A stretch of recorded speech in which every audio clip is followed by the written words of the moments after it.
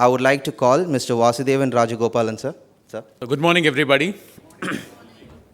I was here with the audience even for the first part, and I think that really set the tone for what we wanted to address as a panel.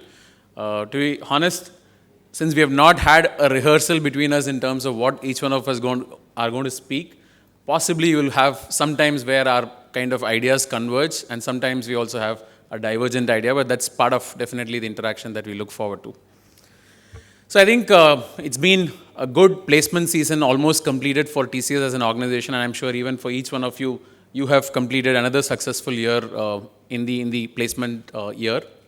I'm sure some of the things that you're going to see now on the slides are just more talking points, and I've kind of kept spaces where you can also contribute your own kind of thoughts and ideas into what we are going to discuss.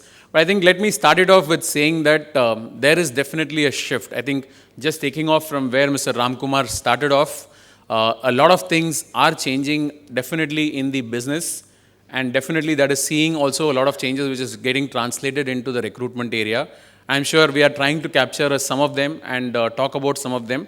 The point that I wanted to dwell is what is going to be the change that is expected in the students, because whatever we are speaking about as change is not going to have any relevance unless and otherwise it gets translated into what is going to change for the students, and also looking at how we as an industry and you as academic institutions will start to collaborate together in addressing some of these gaps. I just thought I have a few slides, more talking heads, and we'll be very happy to discuss if there are points, and also the panel can also contribute as we take it along. I think these are some of the recruitment trends. I think the topic said that we have to speak about recruitment trends, and I thought I'll capture some of them. As I said, there are some boxes which are left empty. If somebody wants to add pointers, you're welcome to kind of add these pointers as what you see as a trend. I think this is something which is happening for the last few years already. If you have already kind of been aware of these things, I'm sure these are things that you definitely see it on a daily basis when it comes to your own role and work in the academic institution. I think we speak about contest-based hiring. I'm sure it's not something which needs any explanation, right? All of you are aware about what is contest-based hiring. I'm sure every organization has their own challenge. I recently read, I was very happy to see the offer that we have from Wipro. So I wish I can do coding and get myself a ticket to California, Vishy, right? California? Yes. So the contest space is really something which is been a source which we are looking at as identifying top talent in specific areas, and that's something which I'm sure is going to be there for some time to stay. What we call it as specific stream-based hiring. I'm just thinking about 5 years, 6 years before, we used to hire engineering graduates. We used to put them through different training programs, and then we kind of assign them to, you work for assurance services, you work for IT infrastructure, and different kind of sorts. I think a lot of that is now changing, where we are talking about identifying and hiring talent at an entry level, which is to look at who is going to be for IT testing, who is going to be for IT infrastructure, who is going to work in a mobility or a digital kind of space. All these things we start identifying even at the stage when we do recruitment for freshers. So that's something which I call it as a stream-specific hiring. We speak about specific skills hiring. Some of these skills we were never kind of having before, but we are starting to look for institutions which can offer something, which can specialize people, students on these streams, is something which I'm calling it as specific skills hiring. Say, for example, for some years now, we are kind of hunting across India for different institutions for design-related skills. So this never possibly existed as a hiring discipline a few years before, but now we are actively hunting different institutions across, whether it is for MEDA or NID or all those institutions where we are going and hiring for design skills. I'm sure you must have all read this, and it is public information, that you cannot progress in the digital skills unless and otherwise you also have a good UI and design skills which is accompanying. So it's not just enough for digital, it has to move along with the possibilities that can be created in the design space as well. So that's something which I wanted to put it out as a trend which you will see now and which you'll also see in the future to come. I think a lot of times we come across this topic as to, we all of us, for example, TCS as an organization, we do a lot of campus hiring, but we also do a lot of off-campus hiring. So, which means we are able to predict a certain volume and trend at the beginning of the year, but during the course of the year, there are also some corrections that we need to take, what we more call it as a just-in-time hiring. So, this is something which is expected to change also drastically the way recruitment will happen on campus, on the field. So, which means I, as an organization, may not in a very tough year or in a tough market, I may not be able to predict what is the number of students or engineers that we might require. So we might have to go into a model where we do a part of it as a fixed hiring, which is campus-based hiring, and we do definitely a large part of it also on just-in-time hiring, which is more the off-campus hiring that we call it as. I think a lot of us are looking at engagement-based hiring. I'm sure Campus Commune is the vehicle that TCS has as an engagement model. I've spoken about Campus Commune in different forums, so not definitely taking this forum to talk about Campus Commune, but what I meant was we have our engagement model where we look at students, we look at imparting certain kind of feedback and training to the students, and also making sure that we are also using our experts to kind of talk about it.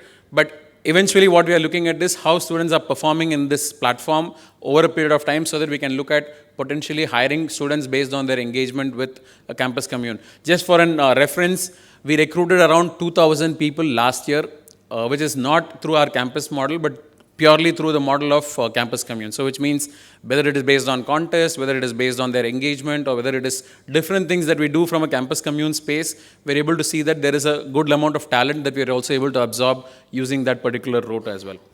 And the last is more on internship-based hiring. I'm sure that's becoming more often the idea, but I think that's something which I also put it for you to kind of look at how you can do it, because essentially we would definitely be happy to look at more internships to be engaged, provided pre-final years, we can get a time window of 2 months. So that's been a challenge in terms of how we can squeeze that 2 months when it comes to a summer internship, so that we can look at good quality students coming in for an internship for a at the pre-final year stage, and then look at how we can identify talent using that particular pool. I think differential compensation, I think for specific skills which are definitely of high relevance to us, we also pay on a differential mode. So these are some of the things that I'm not talking about. These are things which is going to come. I'm sure these are some things which are already there, but this is going to definitely occupy mainstream. So there was one slide which I still remember of Ramkumar at the end, where we spoke about this is going to be the transition stage that we are seeing. So the volume and the numbers that we see on these kind of models is slightly lower now, but will it kind of become a majority stakeholdership in the future? So that's something which all of us need to kind of jointly put together our minds to see that how we can scale this particular model, how we can make sure that there is a balance between what we do on campus and what we do in terms of identification of talent through different routes. I've not put this specifically out here, but this is something I'm sure all of us recognize as a need in the business is as much as we need engineering talent, or maybe towards definitely a majority contribution will still come from engineers, we have definitely a large pool of talent requirement in the arts and science colleges. So I think something which I'm sure we have been doing this as for the last few years, but we have challenges specifically that we see in that particular space of hiring science graduates. So some of you who are from the arts and science kind of institutions, you can definitely try and see how we can also collaborate more as we do in the engineering platform to increase our scale of hiring from the science graduates pool as well. So these are some of the things which I wanted to share it. So if there are any points that you see happening in the recruitment space, there are some blogs available, you can definitely fill in that. Is there any other trend that you see in the market of hiring when it comes to the campus recruitment process, or the engineering talent or the science talent hiring process? Anybody to contribute? Any hands? Yes.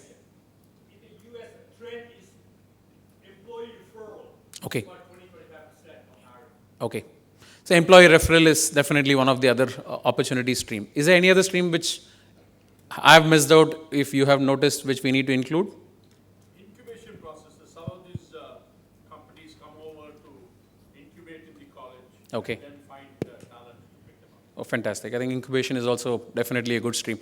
More often incubation, we in our mind related to entrepreneurship, but definitely it need not necessarily mean entrepreneurship as an output from that particular process. That's a good pointers. That also is something which is there. I think employee referral, just to give it a quick view and object, is it's more seen in the lateral hiring space. We have not effectively used it in the freshers hiring space, but that's something which is valid. So I know a person who's very good, and this is the area where we are looking for talent, and it can come through also an employee referral space. Thank you so much. So just one moment in terms of, sorry. Can you put the slides again? I think just until the time it is up, I'm just thinking always, I was a student of Vaishnav College in MSW, what we call it as an MASW program. And I still remember that it was almost, this is about 17 years back, that we had this Ford Motor Company at that point of time set up their Maraimalai Nagar facility here in Chennai. And we had, in the first time in the HR and in the whatever management space, we first time heard this model called as assessment center. I'm sure that was a talk of the town around that time, that assessment center was a model which was being used for hiring in, for example, Ford Motor Company in Chennai. So I think if you look at assessment center itself as a model, there's always something which is behind happening as a reason why assessment center has to be brought in. So that's why I'm just looking at it also from the same perspective. So assessment center is more like a simulation exercise of what a worker is expected to do on the shop floor, and then how are we trying to bring in those assessment tools as a multiple set of tools to make sure that we identify the right person for the job. So the reason why I'm bringing this example is, if there is something which we see as a trend which is changing from a recruitment perspective, there's definitely something which is a change which is also happening from a business perspective. I think a lot of this was talked about it also in the morning, but I'll just reiterate some of them, because the reason these changes are happening in the hiring trend is also because there are a lot of changes which is happening behind the scene, which is from the business front. I'm sure we will also just quickly run through it, more to look at it from a student perspective. A lot has been spoken about digital. That's the new wave.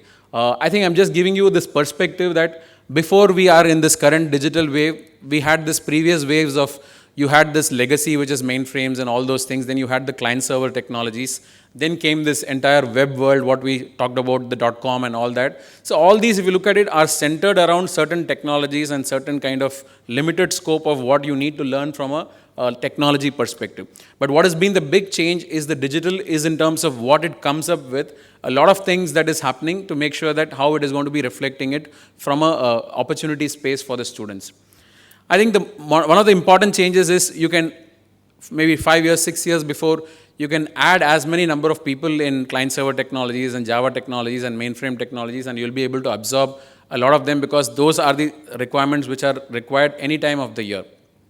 But today what is happening is, because of the shelf life, we come to hear about technologies on a real-time basis which is changing. The shelf life, they speak now, is about 6-7 months for a certain technology, software or a product. So that's something which you need to identify people, you need to train people and make sure that they are readily deployable for those kind of skills. I think skills like Sitecore, MongoDB, whatever, these are some of the technologies which possibly you would have never heard it, because that's something which has been coming and being there for some time, and it kind of goes out in a very, very limited point of time. So which is where the reason why possibly we are looking at stream-specific hiring is, because when the students come, we exactly want them to come with a certain exposure which will help us to be readily kind of deploying them to some of these projects. So which is where the reason that we are talking about these stream-specific hirings becoming relevant.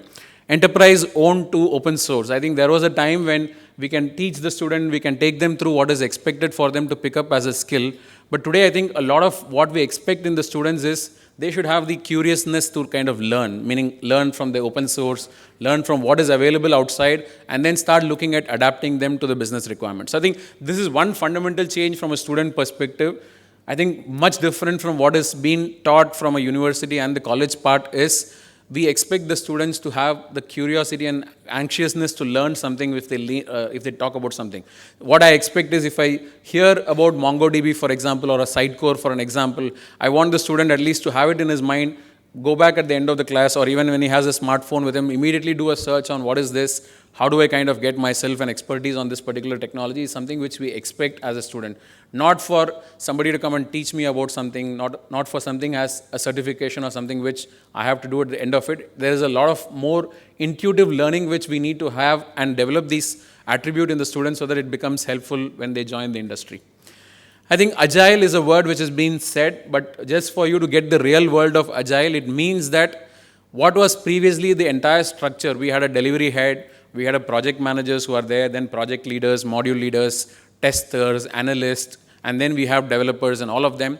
This entire model is being kind of completely broken down, and what we are going to have is an independent team, which will be like 16, 17 member team directly working to one manager, and they have to be the developer, the tester, the analyst, and also the development manager or the whatever project manager that you want to speak. All this is rolled into one. I'm just giving you a scenario why this is important and for you to understand it. If there is a customer who was calling few years before, the call normally would only land with either the delivery head or the project manager at best. Once in a week, there will be a call, weekly call, where all the 40 are sitting in the room, but only 2-3 speak. The rest of them even doesn't need to speak.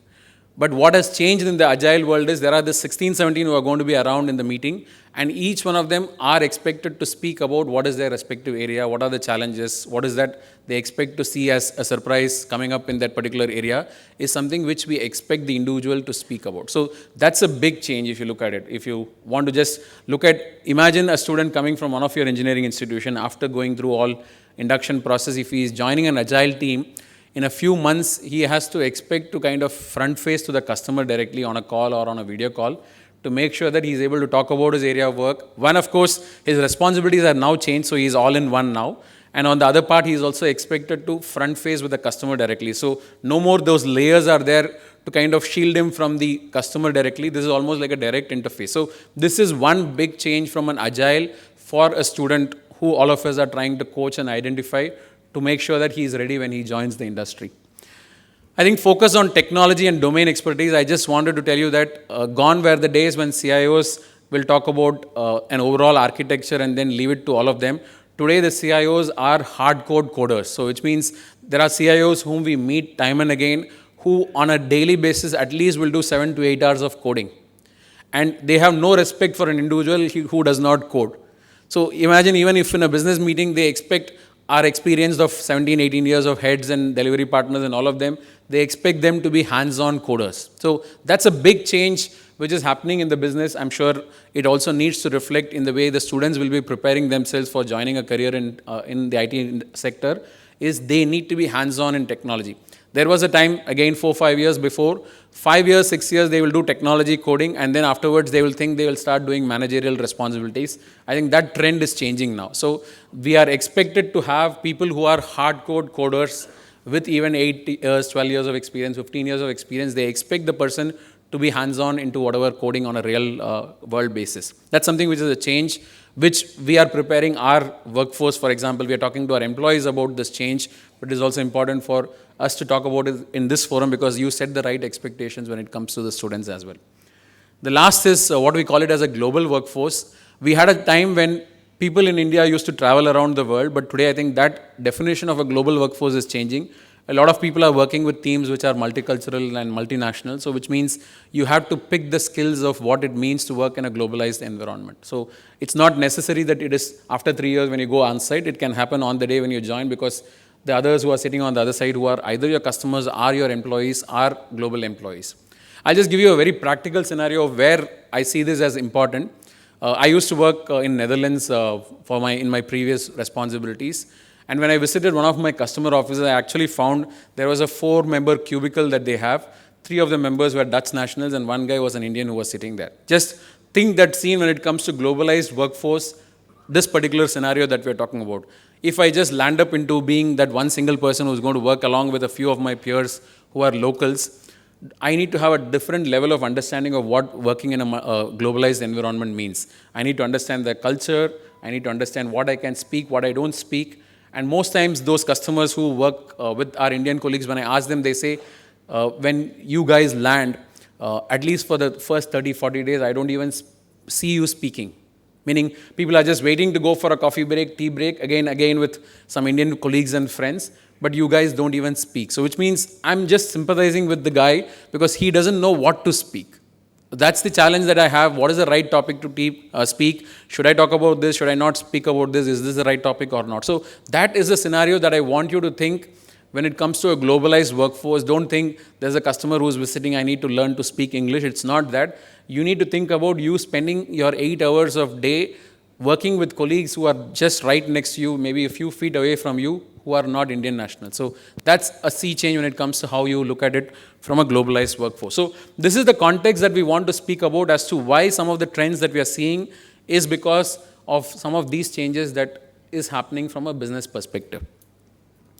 I just put my last slide in terms of what are the skills in this case which is required for us to speak about it. We spoke about it in terms of digital skills. We need to have our students pick up digital skills, more to be social. I think, to be very honest, the social space, I think our student friends who join are a lot more social in the social space, but less social in the official social spaces. So they don't contribute, they don't talk, they don't kind of socialize. I think be social is what I meant, that they are expected to have a lot more kind of interaction, that they would initiate it, not for them to join, but they would initiate it. How many of them would be able to write blogs? So for example, in campus commune that we have, a lot of them are into the like and share and those modes, but how many of them are in the contribution mode? So because if you're in the social space, you're expected to contribute, not just be the person who is spectator to all what is happening around. Ability to work virtually, we spoke, and the business skills that we spoke. I think interpersonal skills that I want to lay a lot of emphasis on what I call in terms of collaborative working and also an effective communication that you will be able to lead. I think those, whatever feedback that we ask from the customers or get from the customers, that you guys do not interact on the call. I think most times today they say that we only see 3-4 members from offshore who are working, but there will be at least 40 people who are sitting at the rooms here, but you will only see that there are only 3-4 people who are speaking. I think global skills, we spoke about it in terms of language. I think I've been talking personally about from the first time I traveled into Ibero-America and came back.